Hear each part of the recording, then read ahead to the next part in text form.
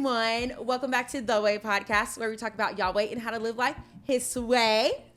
If you're watching, you see there's a guest here. Hey! This is Allie, everyone. Hey! Y'all, I'm so happy she's here. We have great things to talk about. But before we get into today's episode, please like and subscribe on YouTube. Leave me 5 stars on whatever podcast platform you're listening on. And let's get right into today's episode. This is Allie, everyone. Okay, surprise. All of my guests are from LO. So Hello! Okay. She is another LO girlie. Yes. And Yes. She just happens to live here in Atlanta. 5 minutes up the road. Yeah, literally it took me 7 minutes to get here if we want to be exact. Yeah. Neighbors practically. So yeah, she's here. We're going to talk a little bit about athletics today. We're going to talk a little bit about mental health today. And yeah, I'm so excited. But of course, we're going to start with, I was about to say, would you rather again? Who's most likely to? Okay. So I want to ask the question, and I want to count to 3. We're going to have our eyes closed. Do we point And to we each point other? to each other. Okay. Yeah. Okay. I don't know if I love these, but we're just going to do it. Okay. We're just going to. Okay. This one's kind of funny. Okay. Okay. Eyes closed. Okay. Who is most likely to scream in the middle of a horror movie? 1, 2, 3.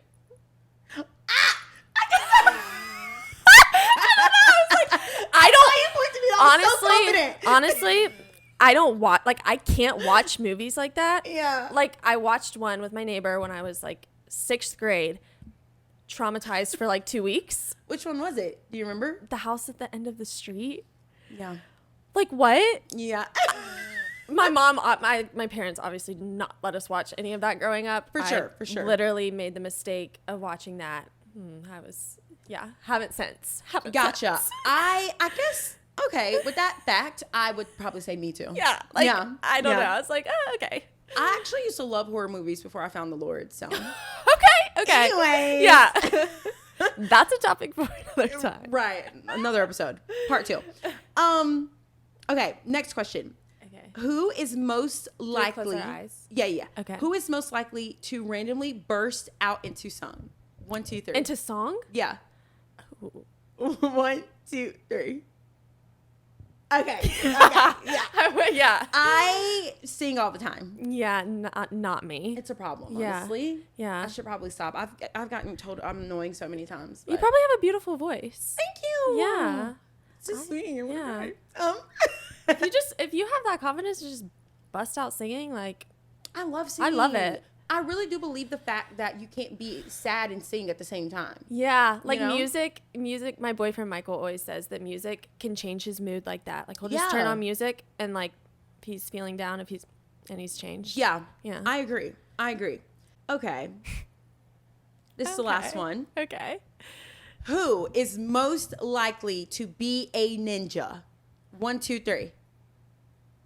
Yeah, I don't know. A little sneaky, I don't know, get a little karate chop. I don't know. I can just see you just being a ninja. I don't know how to explain it. Yeah, I kind of vibed with that. Okay. I like that. Okay. That's good. I think we've got the most, the same answers. Everyone else has been we've always pointed to each other. Really? Okay, Yeah. I'm proud of us. Yeah. That's good. I like that. Okay. Can you tell the people just kind of who you are, where you go to school, what you do at your school type thing? Yeah. Okay, well, I'm Allie. I'm a senior at Georgia Tech. I run cross country and track, so live that student athlete life. Super busy all the time, but I love it and wouldn't trade it for anything. I serve on our FCA leadership team at school. I'm the president of our student athlete advisory board. That's a flex. No, it's so fun. that. It's so fun. I served as vice president last year and took over the president position this year. So that's been really fun for me. It's a great way to just meet a lot of student athletes. Yeah. I think being a student athlete, you're with your team all the time. It's kind of rare you'll see people at the dining hall or something like that. But it's been a great way. I'm a very social person. I'm honestly, I'm pretty 50-50, but I love people. I love to get to know people. Yeah. And serving on the Student Athlete Advisory Board also gives me a way to serve them and just be there for the student athletes and be the voice for the student athletes at our school. I love that. So it's been a great way for me to get to connect with other people on just a deeper level than also like, oh, you do sports too, or oh, you know. So it's been a good way for me to get to know people as well. And same with FCA at our school. I love our FCA. I love our leaders there. But I'm studying business. I am not an engineer. Most people think of engineer when you think of Georgia Tech. Yeah. That is not me. Yeah. And I am unashamed. But I'm studying business, marketing. I'm a very people person, like I said, not very finance or accounting. So, but yeah, that's kind of where I'm at. And how long have you been running? A runner? Mm-hmm. I started running when I was 7. Okay. So what's the story? Did you just so actually in the backyard it's so God. I was born with a birth defect. I have horseshoe kidneys. Most people are like, what on earth is that? I'm like, yeah, I know. My kidneys are my stomach and they're connected like a horseshoe. So, you know, your kidneys are usually in your back. Yeah. I was born with horseshoe kidneys in my stomach, told from a very young age, no contact sports. I played soccer like when I was really little, but I had to wear like this like really silly looking stomach brace.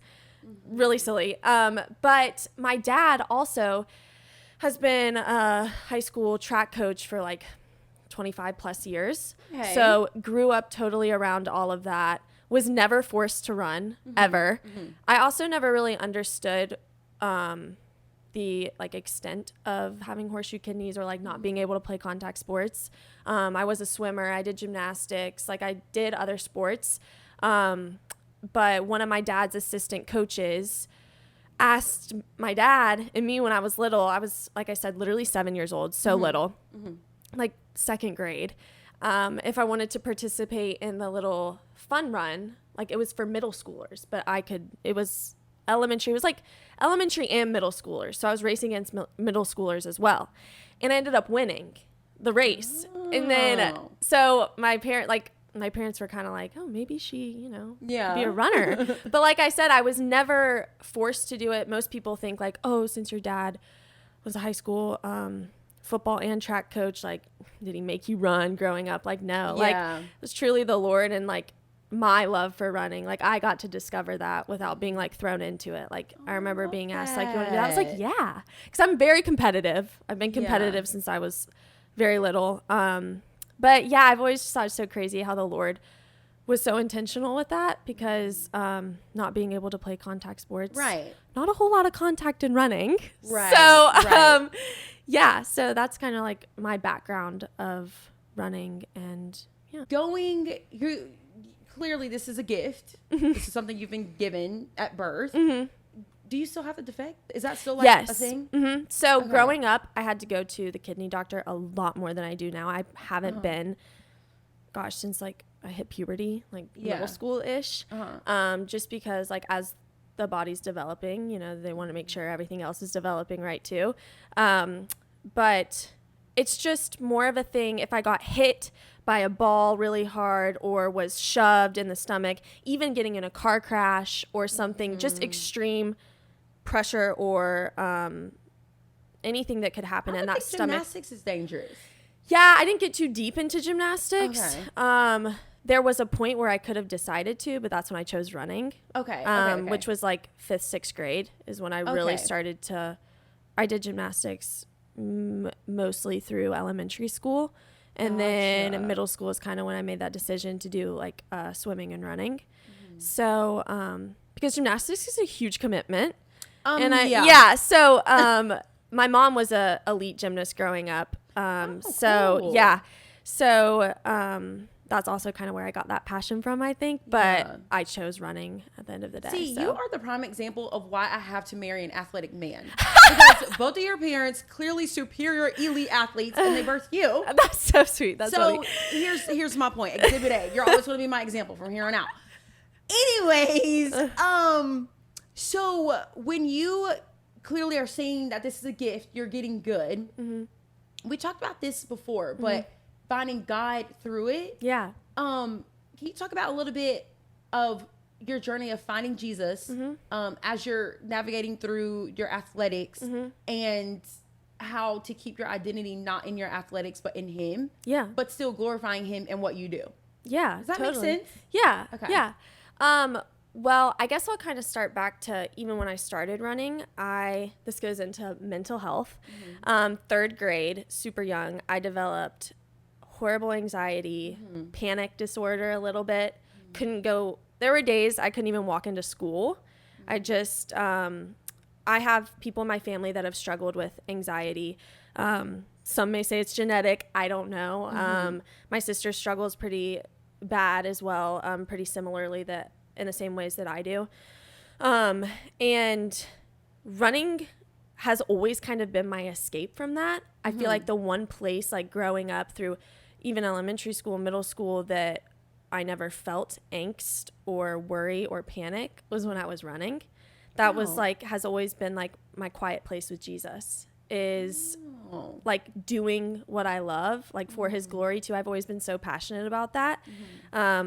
Because it's not by me that I have the ability to run or the ability to glorify him in those ways. But that honestly developed, like that carried on through middle school, high school, when I became more serious about running. Like I want to do this at the next level in college.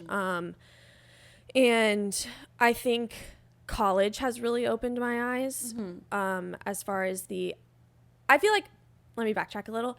I think that I've always been very firm in who I am. I was raised to put my identity in Jesus Christ, raised to not put it in how many wins I have, how many people I'm faster than, how many college coaches recruited me, how many, it's so like, that's such in sports, and in life, but especially in sports, so easy to get caught in that comparison trap. For sure. And I was never the best in high school. Like I was not the highest recruited out of high school. Coming into college, complete underdog for sure.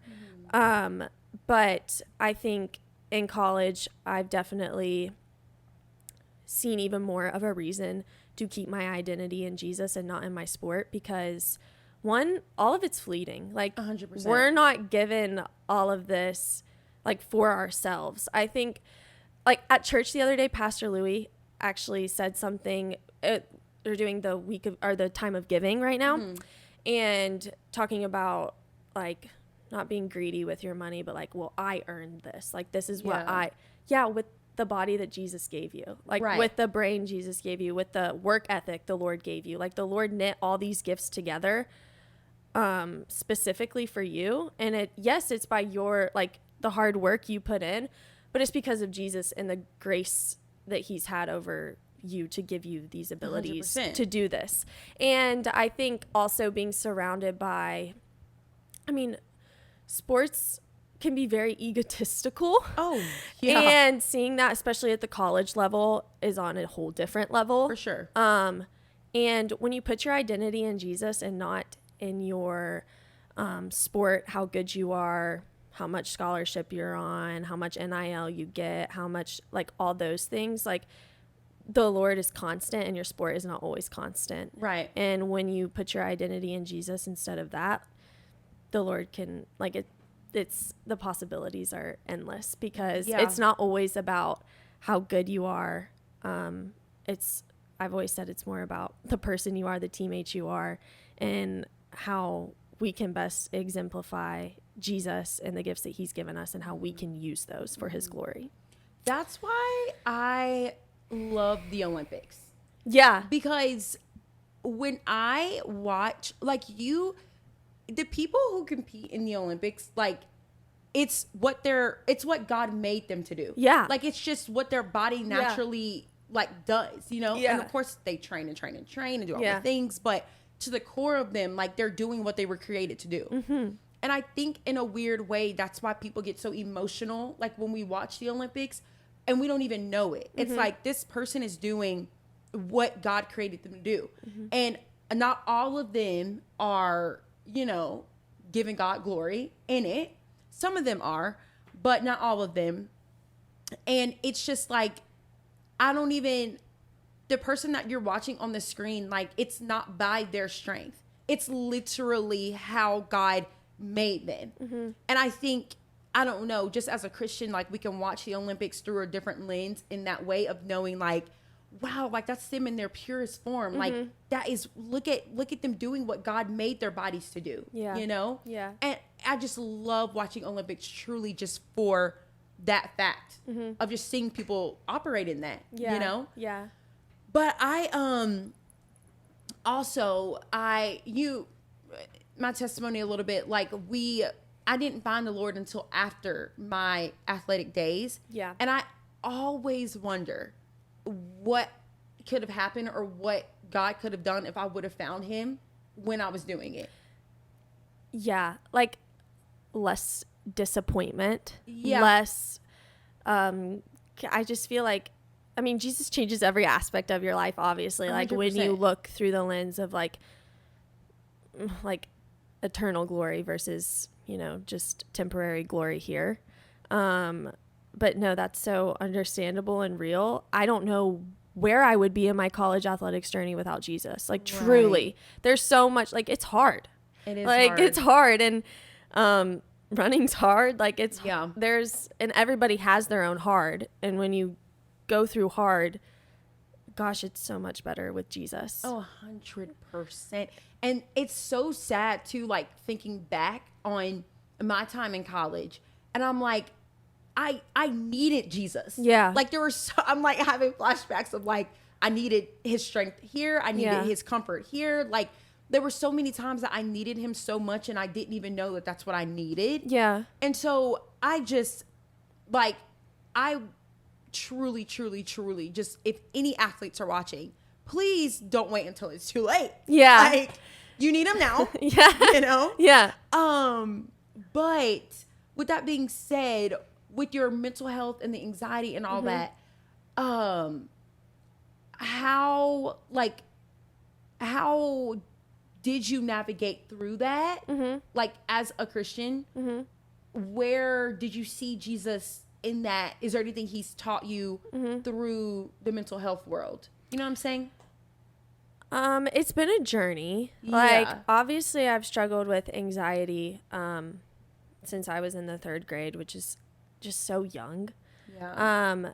There's been waves of when anxiety is, I mean, so many people, like, if you're out there struggling with anxiety or any sort of thing, like, you're not alone. I know that that's so cliche to say, but it's so true. You never know what's going on inside of someone's head. Yeah. I think maturity of the mind and of my faith has helped me a ton. Like I said, anxiety is worse for me in seasons of life. As my faith has grown, like, there have been things in my life that have taken my faith a lot deeper. And also, like, anxiety is just, you're in fear of the unknown. And I think that's an uncomfortable place to be. But when your faith grows deeper and you know who's in control of your future, there's so much more peace in that. I can't control the outcomes of certain things. I can't control what's going to happen tomorrow. I can't control what's going to happen, 20 minutes from now. Like, there's just things in our life we can't control, and we want control in a lot of those things. And did you ever feel anxiety before meets and stuff? I struggled with pre-performance anxiety a little in high school, but I'd always race worse. I'd waste so much time being so anxious about an outcome that, one, I'm prepared for. Like, I put in this work to go and perform and to go race. And you know what? No matter how the outcome of said race is, that has nothing to do with my identity or my worth. And I think for college athletes out there, for athletes out there, for just everyone out there, your performance, your accomplishments are not who you are. Yeah. And that in itself is freeing. 100%. To not feel like you are pinned down to accomplishments or how much better you can be than someone else. Like that's not how Jesus sees you, and that's not how you should see yourself either. No, 100%. And that's freeing as well. I feel like in college, I feel like I've done a well job with that. That like kind of knowing my place and like a sense of I'm not defined by how fast I run. I am not defined by what my coaches say about me, you know what I'm saying? Like, Yeah. And I'm so blessed with my coaches. They're two of the most incredible people ever, and they've taught me so much about myself. But just, you know, like feeling like you have to prove yourself or all those types of things. Like just be. Yeah. You know? I wish, oh my gosh, like I truly wish, even if it's not sports, like people don't understand the freedom in knowing who you are. Yes. Like I completely agree. Like, and yes, there's things in life that try to snatch you up and tell you you're something else, but truly like, and I pray for this perspective over my life, over my family's life, and just close friends, teammates, everyone that I know, that they would just know who they are in Christ. If you know who you are in Christ, you are free. So free. You are not chained down by any ounce of comparison, fear, anxiety. Like that has no hold over you. 100%. And yes, some days are harder than others. Yes, some seasons are harder than others. But at the end of the day, you're his. And he calls you loved and worthy.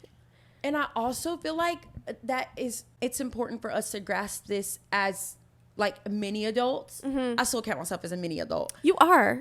I feel that way. But like, because I think our society, especially the US, tries so hard to convince us of like our lives turn into our career. Yes. You know? Yeah. Like climbing that pole, yes. being just the best at it, or that promotion. And it's just like, that's not your purpose. You know, like you are a child of God. I don't understand. I just wish people would just know that first, because it dictates all your decisions, you know. And even going back to sports, like when you are at the start of a game and you know that God already knows the outcome, if you're going to win or lose, how many points you're going to score, like, yeah. Do you know how much freedom that brings that player? Yeah. That they're just playing because they know who they are. And because of that, that's the result. Yeah. You know what I'm saying? Yeah, totally. But it's just, people truly underestimate the power in that. And even in the Christian world, like, you know, I really hate using the term Christian influencer world, but like, I've ran into people who, you know, that's who they are, you know? And it's just like, no, like we are a child of God that happened to be gifted with the gift of posting on a random app. Yeah. You know what I'm saying? Yeah. Like, yeah. It's just like no significance in it at all. And it's just hard to communicate that to someone, because there's still so many Christians who struggle with their identity. In the social media world, in the career world, in whatever world you want a Christian is in, they could still struggle. I don't know, besides prayer, like what's the most appropriate way to like let everyone know. Yeah, I was going on top of it this way. To let everyone know like who they belong to, you know? And even non-believers, like they're still children of God. Yes. You know, even though they don't claim that title, like you're still a child of God. That doesn't change who you are. Yeah. And do you know how much better your life would be if you would just rest underneath the title of being a child of God? Yeah. Like what power? What power? It's insane. It's insane. I kind of feel like you already touched on this, but like if there was a girl out here who is listening, who is an athlete that has dreams and wants to, you know, move forward in their little athletic life. Like pre-college. Yeah. What words of encouragement or advice would you tell her? Keep chasing it. Number one.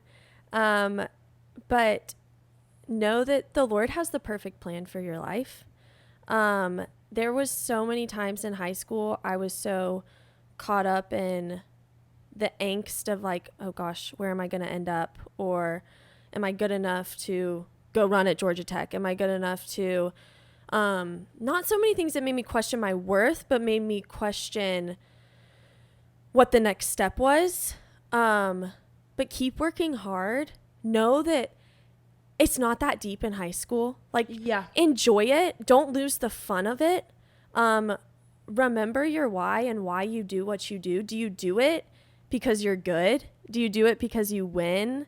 Do you do it because you want to impress someone? Do you do it out of pride? And we've all been there. We've all 100%. We've all been in a spot of pride. Like, you sure. have to surrender your pride every single day. I was just thinking when you were talking in high school when I was playing basketball, I did it because I was good. Yeah. I did it to impress people. No, like, so many people, especially in college athletics. I'm getting a little off topic, but I'll come right back.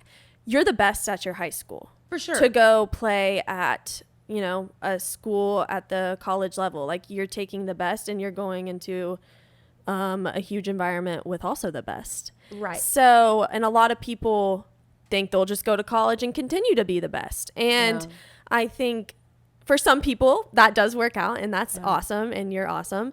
But for some people, it is a huge humbling experience of, wow.